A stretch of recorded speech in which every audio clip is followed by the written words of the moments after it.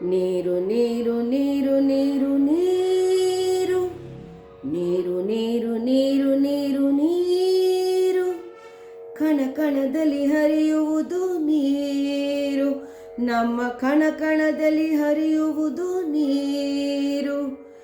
ಎಲ್ಲಕ್ಕೂ ಆಕಾರ ಕೊಡುವುದು ನೀರು, ಎಲ್ಲಕ್ಕೂ ಆಕಾರ ಕೊಡುವುದು ನೀರು. ಎಲ್ಲರಿಗೂ ಆಧಾರ ನೀರು, ಎಲ್ಲರಿಗೂ ಆಧಾರ ನೀರು.